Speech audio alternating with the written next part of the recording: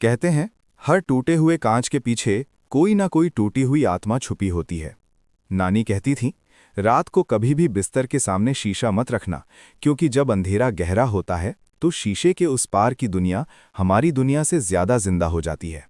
बचपन में ये बातें मुझे डरावनी लगती थीं, लेकिन बड़ी होकर मैंने इन्हें सिर्फ कहानियां समझा।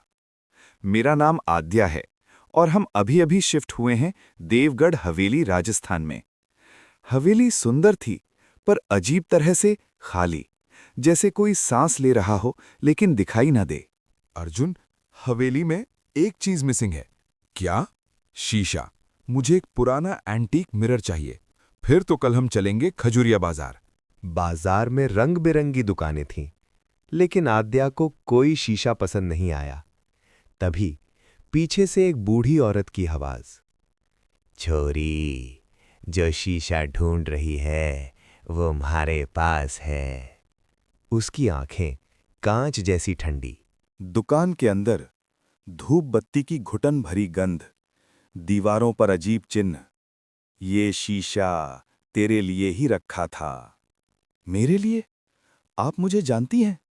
तेरे पेट में जो जान पल रही है वो मुझे दिख रही है। आद्या चौंक गई। उसने शीशा खरीद लिया, लेकिन मन बेचैन हो उठा। अर्जुन ने शीशा हवेली के स्टोर रूम में रख दिया। रात को आद्या को नींद नहीं आई। बार बार उस शीशे की याद उसे भी। सुबह आद्या की आंख खुली और सामने वो शीशा बिस्तर के ठीक सामने रखा था, लेकिन कांच के अंदर एक छोटी परछाई जो मुस्कुरा रही थी।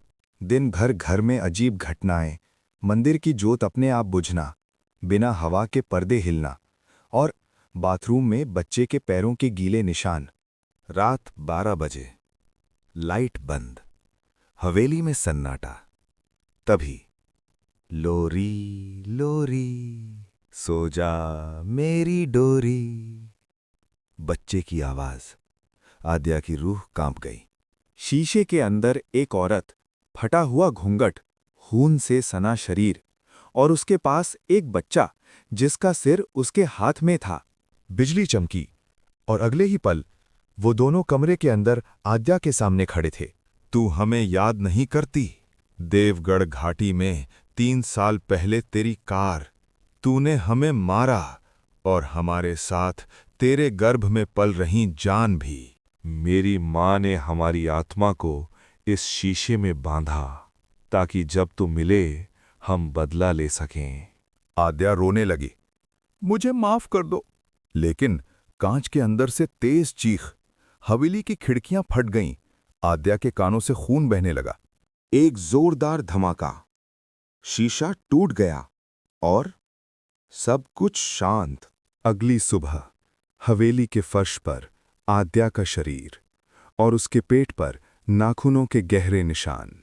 कहते हैं आज भी देवगढ़ हवेली के टूटे शीशों में कभी-कभी एक बच्चा लोरी गुनगुनाता है।